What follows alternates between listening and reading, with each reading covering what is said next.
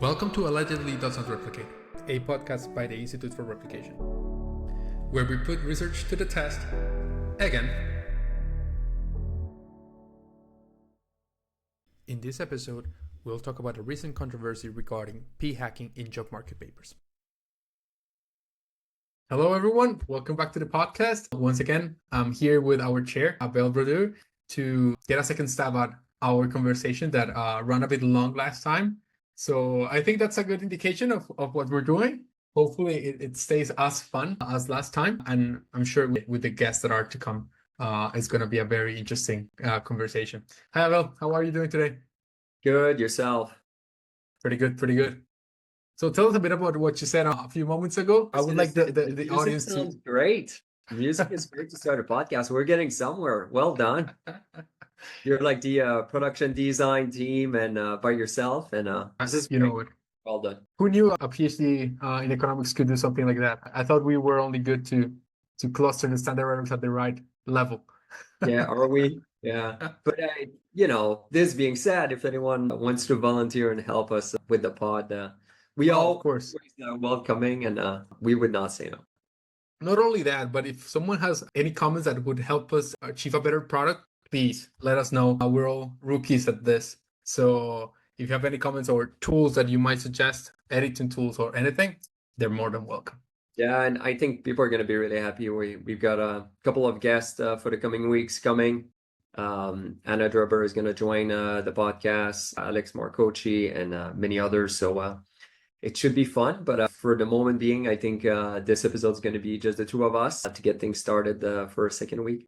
Exactly. We're the guinea pigs in order to get the podcast rolling for the other ones, for the heavy hitters.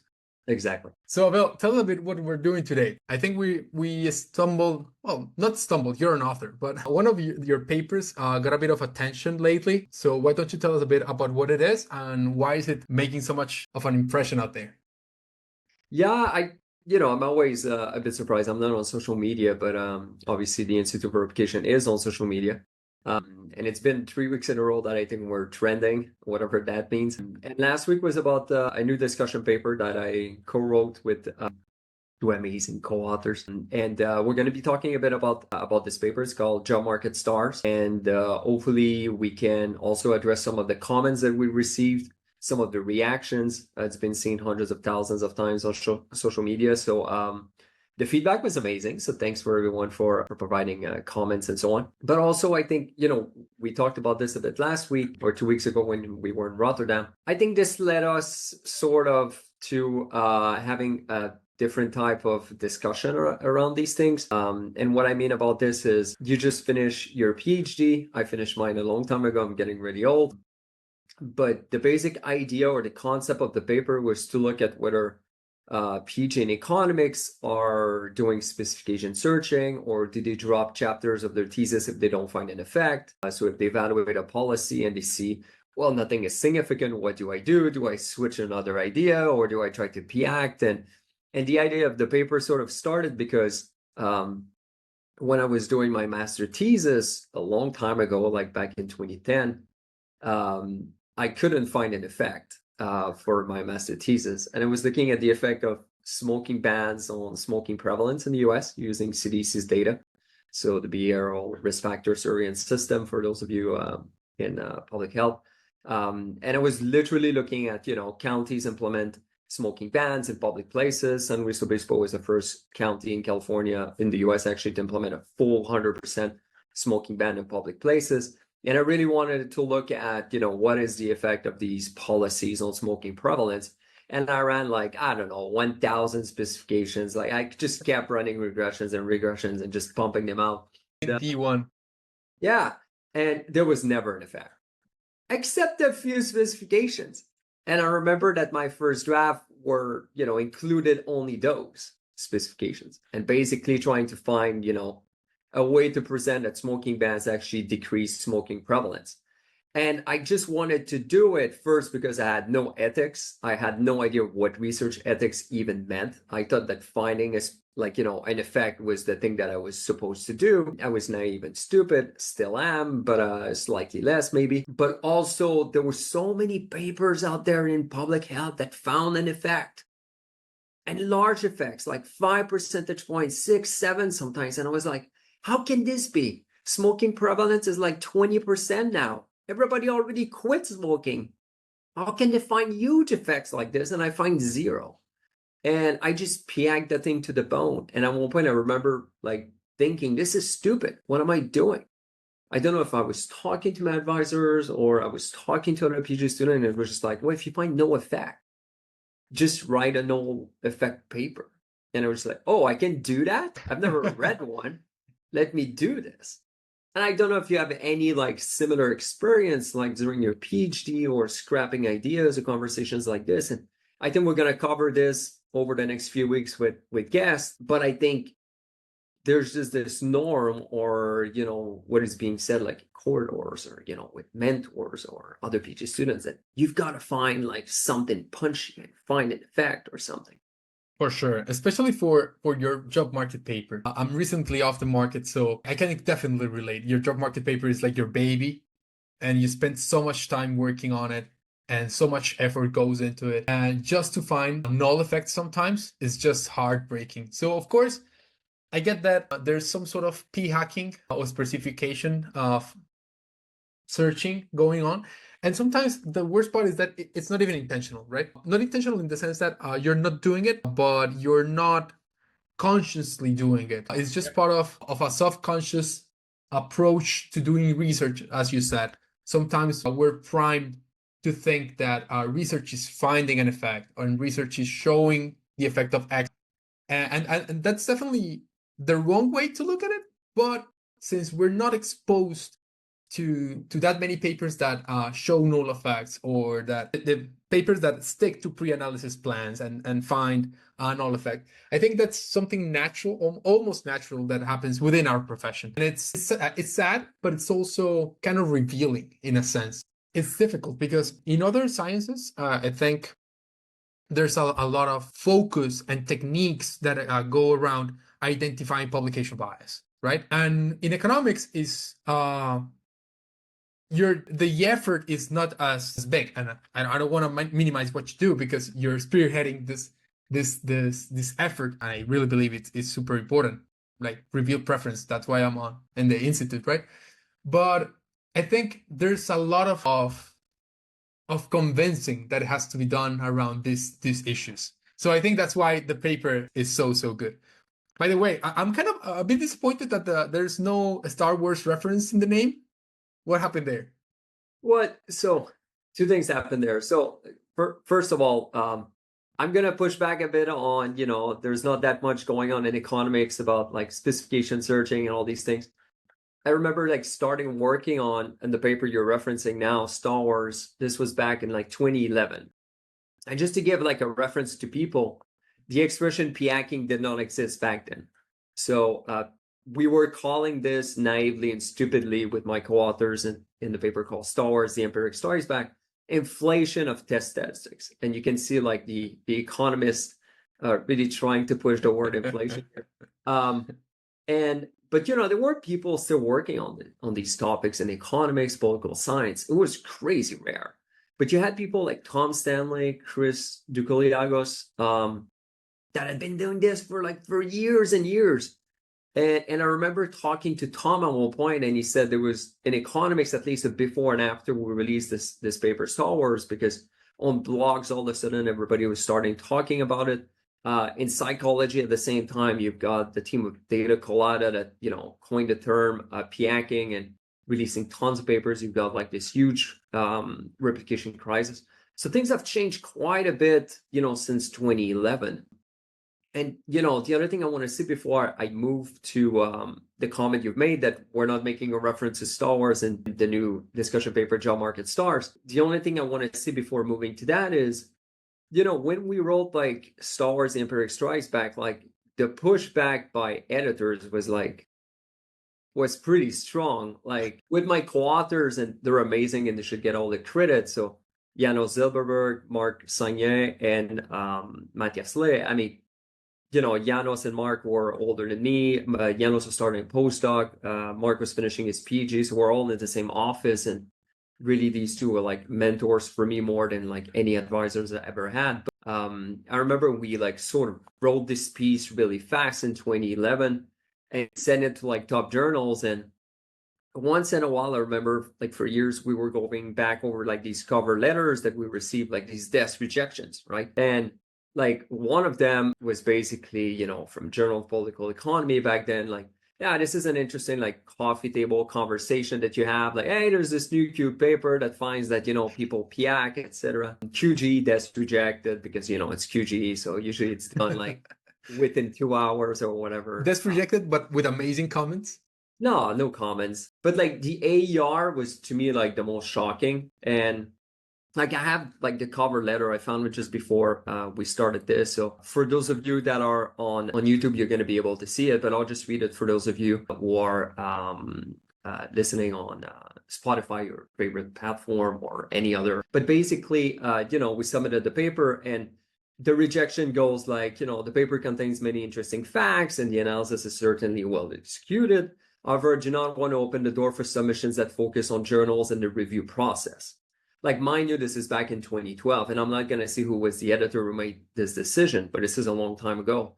I love the last line in the first paragraph, and I feel that if I publish one paper on this line of work, there will be pressure to publish more. And that's the main reason why that's rejected here. And like there's cheap words like all of this is well executed, better, true, more than the majority of such paper I receive. Yours is well crafted, etc. But at the end of the day, it's, look, I'm not publishing a paper on specification searching at the top journal of back then it was there were no AEJ. This is a long time ago, but I'm not publishing this. Like if I do, I'm opening the door for publishing more papers on open science. And you need to remember, like, this is all like open science was not a thing. P-hacking didn't exist. Like people were talking about like specification searching back in the 70s in psychology and economics and other disciplines. Like this is all like as a concept, but the idea of like formally documenting this, like we looked at hundreds of articles, collected 50,000 p-values manually. It was just like an insane amount of work to do that. And then you're just a stupid PhD student. You submit this to top journals. You just this rejected everywhere. Then we got it rejected with like referees. I think in a few more journals. Restud. I forgot. Maybe EJ. I don't remember. And for a while, like we sort of, I gave up certainly. And I remember looking back at some emails, like my co-authors, like sort of all being a bit depressed and keeping working on the paper, improving it, and so on. But and we had this really stupid rule. We would do one journal based in the US, one journal based in Europe. Don't ask me why. But I remember like it was the turn for a US journal. And then now there was the American Economic Journal that was launched a few years before that. And the editor was Esther Duflo. And I said, let's just ship it there and see what happens. And it's the type of like papers that we submitted to many journals, but never really received like a referee report that would give us like good comments on like how to improve the paper. It never happened for that paper. And we submit to AEJ Applied, and it's 2 reports. One of them is like a 1 line saying, well, this should have been published in a top 5. And the other referee report is like, this is trash, never publish this. And if the editor you're being referred to in the conclusion and I'll publish it, it was like, what? Like, this is amazing. And at the same time, it was like, yeah, I don't know what happened with that paper in terms of like, just the referee process and just the editor's decision making and so on.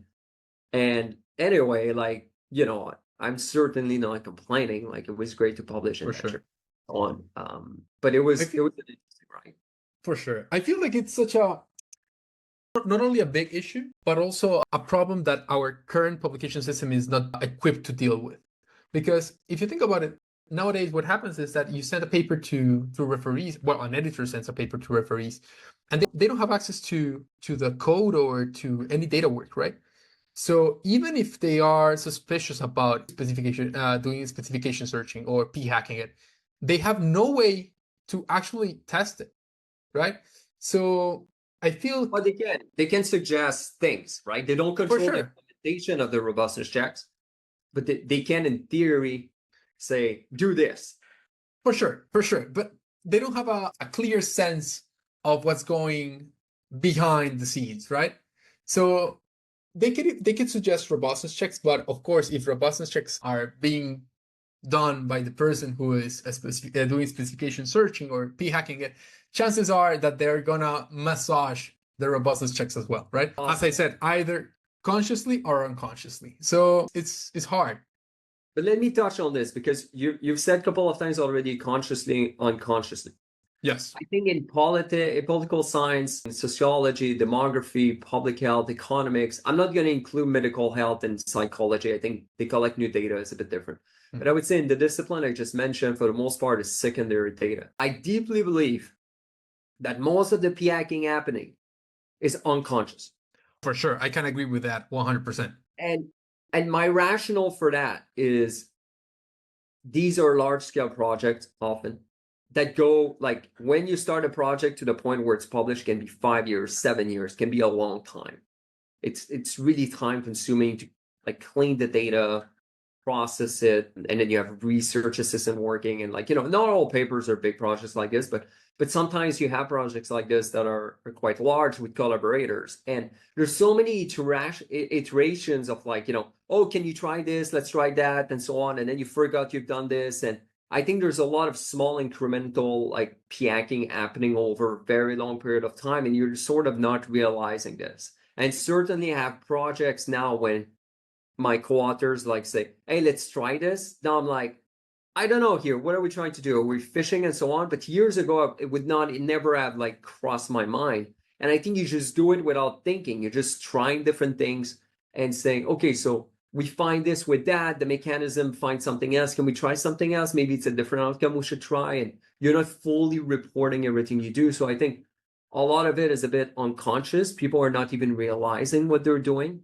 But because it's over many, many steps and months and years of coding and so on, and I think this ultimately leads to a p-hack paper, but you just don't realize. For sure. And I think when people think about p-hacking, they just think about the last regression that we're running.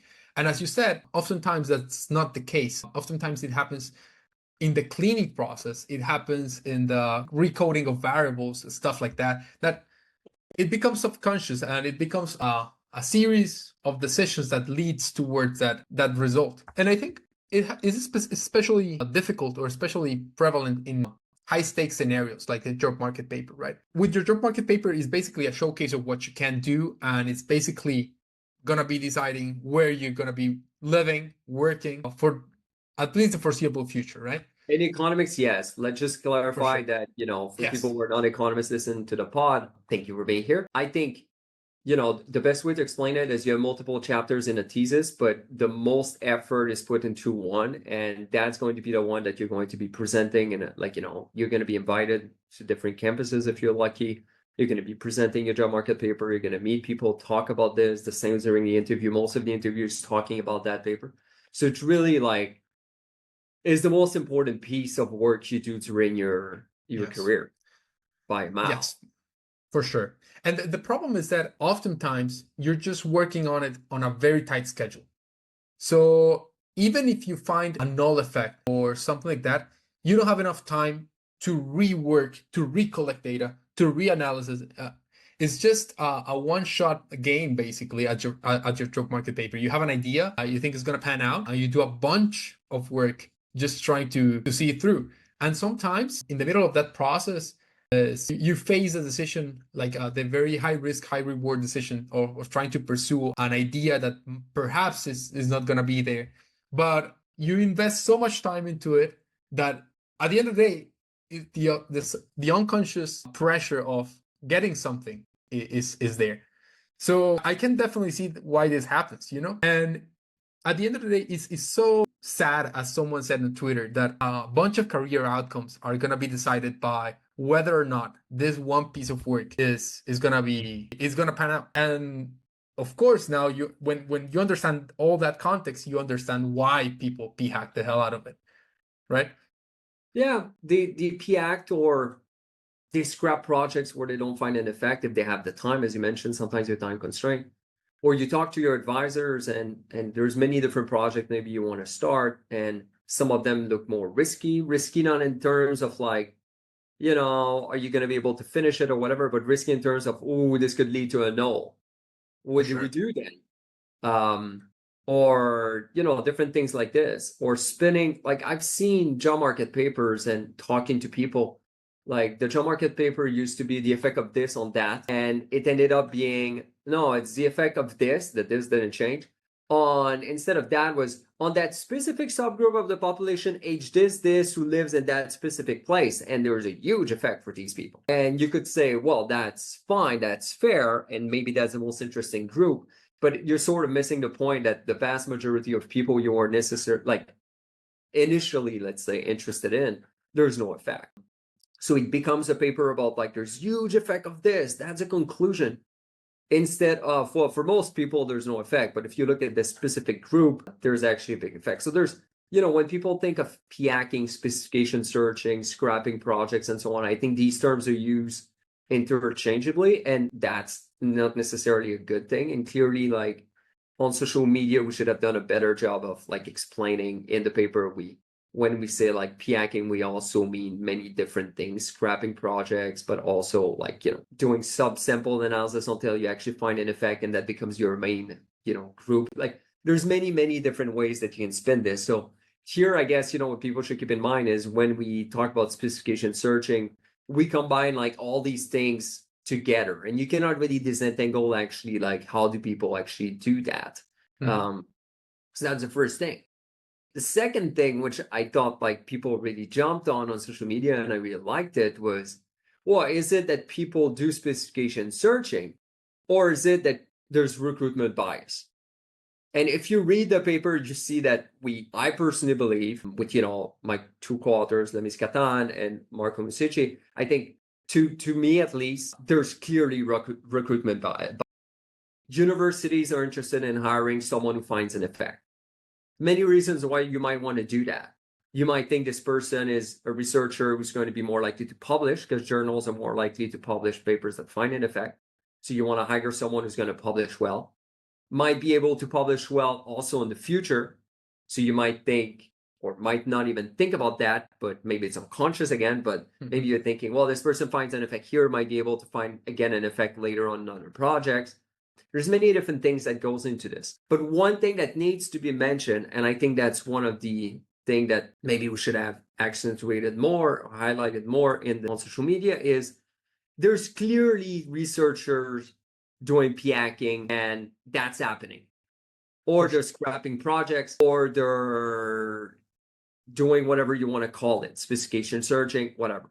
It's just happening. If you look at the distribution of test statistics, there's a huge hump around just past the 10% threshold, significance threshold, which you care a lot in economics. I know another discipline that's 5% that people deeply care about. In economics, we also care about 5%. If you can pass it, that's great. You get 2 stars. That's why the initial paper was called Star Wars, the Empiric Strike Back, because of these stars.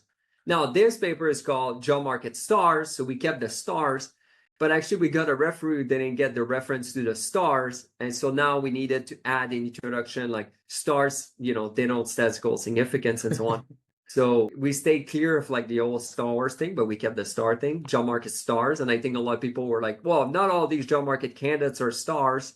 And I was like, no, I mean, there's, anyway, some of them are, but they also, anyway. Yeah, the wordplay. Yeah, the wordplay. It was a bit too much. We might change the title. I think I really like what you said about the recruitment bias. To be honest, I've never been in a recruiting or committee or hiring committee or anything, but my impression, my subjective impression, is that it really matters. The significance of your results, they really matter in that initial phase, right? When you're vetting people, right? Once you have interviews with them, or you fly them out, or you have an actual conversation with them, you have many more signals, or whether or not they're good researchers or they do interesting work or whatever. But that initial phase, or vetting people, is going to be super dependent on whether or not their job market paper finds something, Yeah. And perhaps you can clarify and give us your perspective on it. But I think that's what happens. I don't know. I don't know about that. Like, someone suggested, and it was amazing feedback, that we could look at. So there's a website which lists the flyouts of some people, only for some departments, and seeing who's getting the flyouts. So not only the jobs, but actually the flyouts. And then you could potentially disentangle, like, is it Yeah. at the flyout stage? Is it at the interview stage? Is it the offer stage that P-hacking matters the most? There's just not enough information on that website to be able to do that. Anecdotal evidence, not from me, but from people who emailed us, and thanks a lot. And for, people also who shared on social media, many people like said, yeah, no, I had a null and I was either discouraged to actually use the paper as a job market paper, or I had to scrap it. Or someone actually wrote, yeah, I had a null, this was my job market paper, and someone during a flyout told me that it was courageous to actually go on the market with a null. So I think what people also need to remember is it's incredibly rare to go on the market with a null for your main result. You might have null results throughout the paper, like a paper in economics, especially job market paper, has tons of results. But I guess, to answer your question, if I would have to speculate, I think the flyout is tricky because for a lot of people, it's the first time you actually see the job market paper. At the interview stage, it's true that people sometimes who do the interviews will have read your paper in advance before the interview. Not even true for, I would say, most people. The abstract. Someone on the comedy in your field should have, but not necessarily like the 4 or 5 people on the comedy. You receive we're University of Ottawa, and I was on some comedies, mostly for senior, but like junior positions, we might receive 500-600 applications. At top universities, you receive easily 800-900. So you cannot read all of them. Can you read all of those that you're going to interview? You might interview like 30-40 people sometimes. Now it's virtual. You might interview even more. It's not clear you've read carefully all these papers. So I think, the abstract matters a lot, the way you're going to sell it. Do you find an effect or not? And then can you convince a person in your field? Most of the case that we look at are job market papers in applied micro that run regressions, etc. If you don't find an effect for the main results, I think it's just going to hurt you at every single stage. You might present, and then someone is like, well, this looks very weak. Like, is it a null, or is it that you don't have enough power? And the thing I always find interesting, and I would like your feedback on this, is I feel most of the time when I go into a conference or a workshop and someone talks about statistical power or are you well powered enough, it's when there's a null. And I'm always like, come on, that's so unfair. There was these hundreds of other presentations in economics during this conference, and nobody's talking about power. And all these studies are underpowered like crazy, and they all find an effect. Isn't that like worse? Like they use RDD, like this discontinued design, and they have like super small effective sample size, and they find an effect at 5%. And you don't find this suspicious at all. But the person who finds a null is like, well, you don't have a large sample. Like, that's why you don't find an effect significant. It's like, I find this completely unfair for people who have null results. It's just they're being treated so differently than people who find an effect. I just find it shameful to some extent. For sure. I think one of the things that you mentioned about RDDs, I just stumbled across one recently, in which the effective sample size was 32. And no one questioned whether or not that paper found an effect. Yeah, but what's the overall sample size in the regression? Could be hundreds of thousands. You know what I mean? For sure.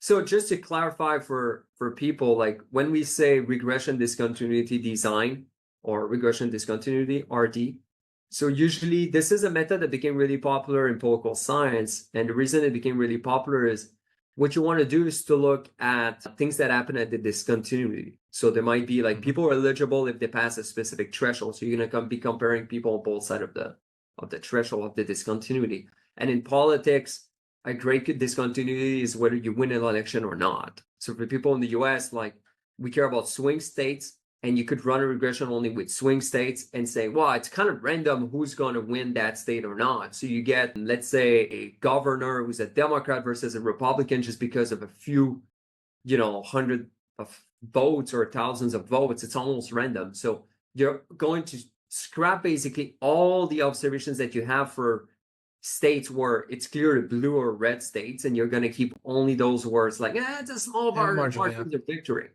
But at the end of the day, like you have a super large sample size, but you only keep a couple of elections that are really tight. And at the end, your effective sample size, as you put it, is really, really small. And you might be having problems with statistical power. But when you look at the regressions or just the full data set, you're like, oh, this is a big data set.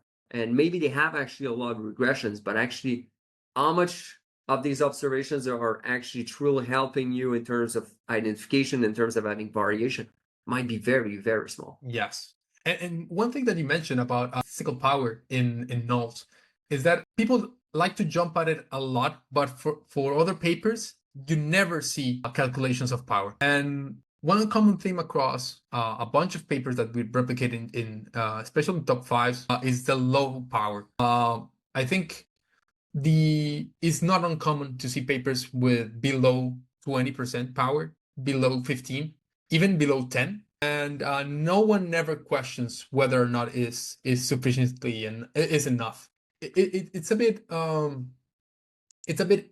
interesting because I think that's a very clear way of seeing what publication bias is all about. When we reward as a discipline, we reward surprising results, or we reward this kind of stuff way more than we reward conscious and systematic review of effects, which is interesting on itself, but it speaks volumes of what we value as a. Yeah, I agree with that. I think there's a small push right now. I'm curious to see what's going to happen, but there's a small push now, I think, by a lot of people of, can we go back to basics? Can we stop being completely obsessed about like these identification strategy and just go back to like stylized facts and presenting more summary stats and not starting a paper by trying to defend your identification strategy in terms of talking about theory and mechanisms? There's a bit of that happening, I think, at the moment.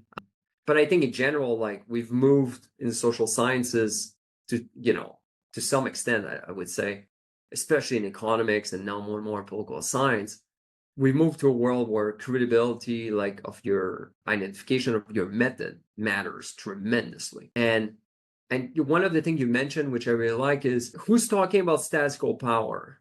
Who's doing pre-analysis plan? Who's doing all these things? It's people doing experiment. Field experiment, lab experiment. And you could argue it's a bit unfair. Like people who do experiment now are being asked to do pre-analysis plan, to pre-register, and we can talk about that. A lot of people say it's pre-registered, it's not. And we can talk about like the American Economic Association RCT registry, which is a registry, not a pre-registration platform for the most part. Anyway, we can talk about that in another episode because it drives me a bit crazy. But I think if you talk to people who like, who do these RCTs and lab experiment, sometimes they say it's not really fair. They have to use all these open science tools. They have to do statistical power. They have to do many different things. They pay a price just to, recruit participants. It's just harder. Entry into these specific method is harder. And that's why many people at lower ranked departments cannot do it. You just don't have the funding, but also like there's different tools you need to use. And I feel like people who use publicly available data, secondary data, are just not paying any costs and don't have to think of pre-analysis plan, don't have to think about pre-registration, don't have to think about power. They're just, I'm using this survey and don't really care about any open science tool. And I find it's really unfair. There's a lot of things that are unfair in life, but I think, a lot more push should be made for people using secondary data to actually think of pre-analysis. And if you use admin data in any sort of lab, or if you requested data, you've probably written a pre-analysis plan. Yes. It's not public. Maybe you want to make it public. You can. And there's actually or it's implied at least. Yeah, but there's a stamp. I think a lot of people use the excuse of, I cannot prove the moment that I actually wrote this. So what's the point? I think you can for a lot of data. You need to actually access the data. You need to buy data sets more and more. Like half of the data that is being used in some disciplines, like is now not public. So there's actually like, a lot of papers where you don't really have an excuse for not writing a pre-analysis plan and posting it. So I think these excuses and like all the weights or push that's being done by people doing experiments to me is a bit unfair. I can agree with that. However, I do have a question. Nowadays, we're seeing a trend, not nowadays, it has been here for a while, a trend of not only going after a main effect, but also going after mechanisms, and a bunch of stuff. So I think my question goes around that. Do you think that trend of chasing mechanisms has worsened the p-hacking thing, in the sense that you no longer see, well, of course you see it in the main effect, but the big part of p-hacking goes around the mechanism section. And do you think that pre-analysis plan is difficult to enforce because of the mechanism part, because people are actually fishing for mechanisms after the fact? I think there's a lot of push against pre-analysis plan. Some of the people who actually developed the platform for the American Equipment Association registry for RCTs are actually not necessarily in favor of pre-analysis plan or see problems with pre-analysis plan. And I think in general, PAPs there's been a push against PAPs recently. I've been at a conference that was supposed to be only about PAPs and pre-registration, and we can talk about that conference for another episode, but it was interesting that the full conference was about this. And I remember like thinking, like in my talk, I'm going to be a bit negative because everybody's going to be so positive about PAP. And I just wanted to be like, at the end of the day, I was like, oh no, actually like most of the talks are a bit negative and some of them are just like pure negative. And it was so interesting to just see kind of an open science conference where everybody would just like criticize PAP. So I think there's been like, pushback against the use of pre-analysis plan pre-registration, I think in general. So I think more and more people are sort of starting to get used to the idea that you have to do one for an experiment. I don't think it has anything to do with mechanism. I think people are just like not really or understanding the idea that they could actually do one for secondary data. I think more generally, your point about mechanism is great because like I look back at like the studies when I was starting my PhD, and they were like shorter, simpler study. And they had these titles that were like the economics of this, the economics of that, and like these super pretentious title. And at one point I had like a paper was really pretentious, like the economics of like mass shooting or whatever. But like it's pretending like, oh, you're the first economist to kind of think of these things and like to have, but sometimes it was the case, like in the early 90s, they were literally like almost the first person to work on these things. And from an economic point of view, whatever that means, but you could have just like a small table with like summary stats and then a table of like a regression, just cross country. And that would be enough. And then at one point, like late 90s, people started using these crazy instrumental variables just to make it like, oh, it's more causal or whatever. But I feel like you did not need the mechanism. You needed more like theory. You needed more like, here's a framework, here's a regression that fits this. And I feel nowadays, if you just present like the main result without mechanism, people are going to be asking for more. And often the part of the paper where it's the least convincing are the mechanisms. It's smaller sample size, it's heterogeneity analysis, it's just less credible.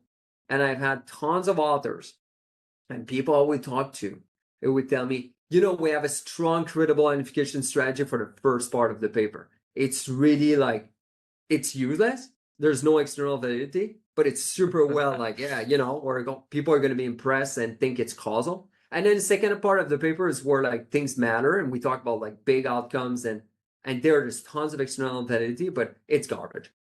Like, it's just like anecdotal evidence with some data. And if you would carefully look at it, it's like, it's bullshit. And I'm not really surprised to hear this. I think maybe there's going to be a change at one point and people are going to be coming back to like, there's many mechanisms here. I cannot really show you anything causal. Here's just stylized facts that fit with this without like these fancy, complicated regressions. But I think there's a bit of that right now, just like these mechanism sections that just test whatever. And that are just like, you could cut that. Like, it's not really convincing. Or just say it with words or equations if you want. But what are we doing here? It's purely p-act. It's funny because now that I talk to I have a bunch of friends who are all in the job market, right? And they have the same story, right? My main results are sound. I believe I can stand behind them. Oh, but my mechanisms, yeah, I'm just showing whatever I can, So it makes me wonder, what's the point of going after mechanisms in every single paper? I think in the beginning, we were showing mechanisms as a way to advance our understanding of the phenomenon that we were trying to study. And I'm all about it, for sure. But nowadays, I feel that every single paper has to come up with a mechanism. right? And it's almost not worth publishing if it doesn't have a mechanism section. And I feel like I wonder rather than I feel if it's hurting us more than it's helping, because is pushing papers that were not intended to have mechanism sections towards that path. So as a junior, I wonder if it's still worth trying to publish a paper just about an effect and just try to put a lot of context around it, a bunch of perhaps theory, not even econ theory, but sometimes pol-sci theory or psychology theory behind it, and just hope for the best. I don't know if it's worth it at this point, you know? I think it depends. Worth it in which sense? Worth it in terms of like providing better science to the community? Yes, Yes, definitely. Worth it in terms of like it's going to increase the likelihood that you publish? exactly. It depends what you're aiming for. I think so let's be clear. So at one point I had a project with Lester Lucier. We should have him on a podcast. Lester is amazing. But we had this project where for a journal, a top field journal, we had access. What they did, I did not, because they were on the board with this is a project also with the editor-in-chief of the journal for a long time and a co-editor, but we had access to the rejected manuscripts and the desk rejected ones. But my favorite result of that paper was we could track over time papers that are rejected and seeing whether they eventually end up being published. Mm. And what was fascinating is if your desk rejected or referee rejected had no impact whatsoever in the likelihood that you publish another outlet later on. It was the same likelihood. And you would think like, okay, what's the value added of these referees? Or maybe you're better off with a quick desk reject because you submit somewhere else really fast. I don't know. But the likelihood that you publish was quite low.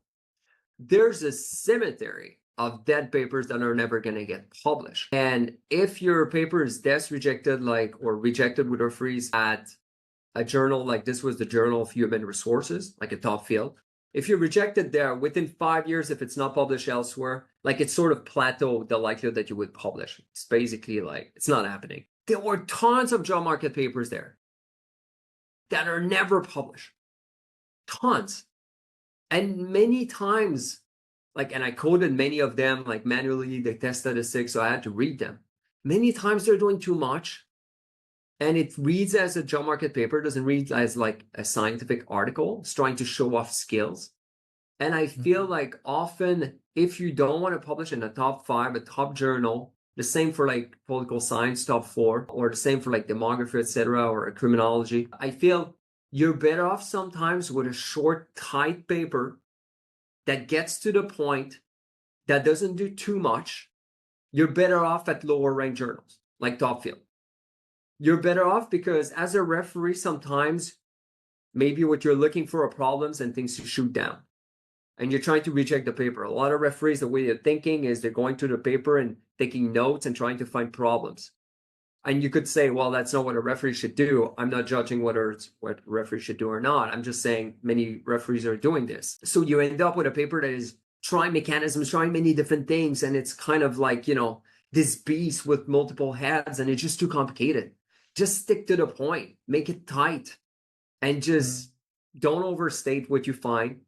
Point out of course there's this problem. I tried to deal with it. It's not perfect. I think a manuscript like this has a better shot, in my opinion, at second tier of journals and third tier. I think it's just a better fit there because you're not trying too much. I think a lot of people are trying too much and they have these long papers and it's just too complicated. The other thing that I'm going to say, and this is just my opinion, I think a lot of people would disagree. Pretty much the same with everything I've just said over the past 40 minutes. But I think, and that's why we're going to have guests, because they're going to disagree with both of us and it's going to be interesting. But I think in general, you're better off avoiding general interest journals. I know that a lot of people are interested in the top journals in your discipline. I'm not saying this, but there's usually in the second tier, there's these journals that are general interest. And people really like them because they think, prestigious journals. Yeah, but who reads those? It's general interest. There might be only one paper per issue that you care about. I think you're better off going to your top field. The top field is read by everybody in your field, and the editors and the co-editors are in your field, and they know your paper and your contribution, and they will choose a smaller number of referees because they know exactly whether they like your paper or not, and they will choose referees that they know are good referees and good fit to referee your paper. And you say, fine. I agree with that. I agree with that from a science community perspective of building knowledge and some stuff. But the problem, I think, is nowadays we have this weird obsession with top journals, right? And you're valued as a researcher as for your capacity of pushing papers in top journals. So while I agree that perhaps the better outlet for one of those papers is a top field in which is going to get read and it's going to get traction, exactly, and cited. For the individual researcher's CV is perhaps not the same case, right? But you're making the assumption you're gonna get published in the journal. Oh, for sure. So I'm not talking about like the very best. I'm not talking about like Nature Science. Oh, okay. I'm not talking about like top 5 econ. I'm not talking about top 4. Talking the next. Yes, in EJ. In that, I think we agree. The American Economic Journals. I think you're better off going to Journal of Labor Economics as a labor economist than going to like EJ. And the reason why I'm saying this is not because EJ is not a good journal. It's a great journal, published there, and I love that journal. My personal problem is the editor that is going to handle your manuscript is not necessarily an expert in your domain. Yes. And will send it. My last EJ accepted paper, I had 5 referees, multiple rounds. It's basically a year of my life revising that paper. Yeah. And at the end, it's not even the same paper that you submit. You know, it's a better paper. Definitely a better paper. Thank you to all the referees. But I'll compare this to a paper that I submitted to Jolie, Journal of Labor Economics, with one of my PhD students. 2 referees, one really short. The editor was cited because she knows that stuff, or he knows that stuff. The referees know that stuff because that's what, you know, they work on.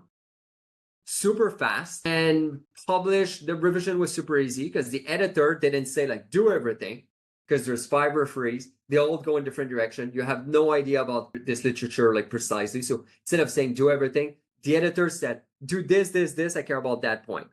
We were done revising the papers in a few weeks. I completely agree. I had a similar experience. 9 other months instead of working on a revision of another paper to actually start a new project. So I see it from that point of view. And if you don't believe me, and this is for many disciplines, not necessarily for, you know, I don't know, like health sciences, or like we're talking about like in economics now at top journals, you have like 5, 6 referees sometimes and multiple rounds and huge papers. So I'm making the point for like disciplines like this. I think we've reached a point where, and you don't need to believe me, but you can just have a look at how many referees people thank in the last issue. It's in the first acknowledgement footnote of a journal before you submit. And you will notice that general interest journals now have 4, 5, 6 referees more and more, whereas top field journals are still at 2. Yes.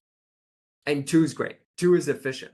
Especially if it's 2 people that know what they're that were cherry picked, and this time it's a good cherry picking by the editor because they're good referees for that paper. The editor didn't even need to look at your references; knew exactly just by reading your abstract who were the 2 best referees for that. In that case, I think editors act as a chief referee in a sense, which is job. Yes, but what I meant is that it's a third expert referee.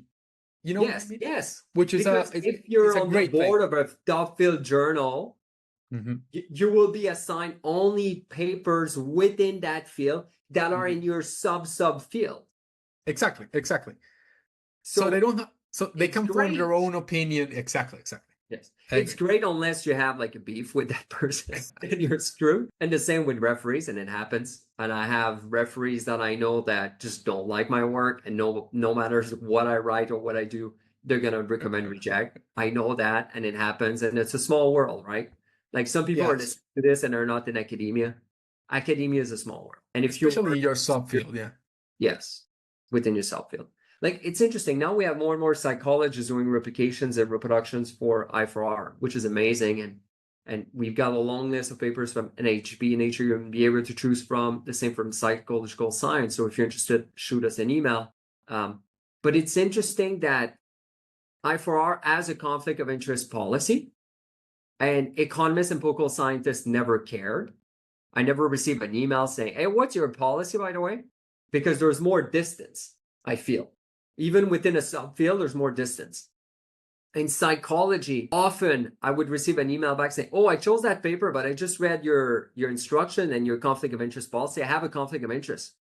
Like, this is like a friend of my advisor, or this is someone that always refer my work, and this and that. And I'm like, whoa, wow, this is happening much more. And I think in general, in behavioral sciences, there's much more of a small, really small community where you better not piss off potential referees.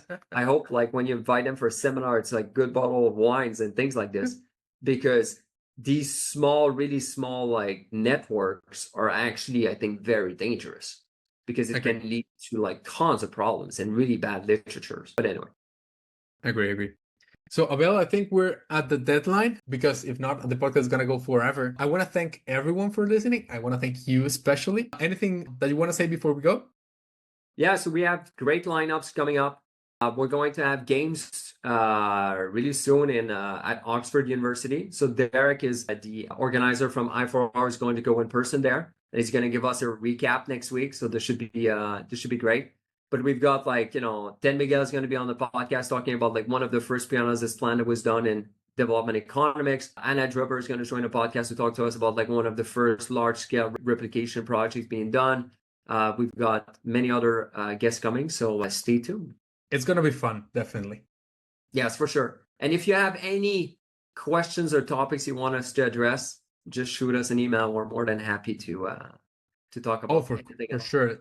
We would like this to be a conversation, not only between the two of us and our guests, but also in the community, the people who are listening. So, of course, shoot us an email, a comment, whatever. We're more than happy to read it out loud or comment on it. And yeah. So thank you, everyone, for tuning in. It's been an absolute pleasure. Hope you liked it. And I guess we'll see you next week. See you next week.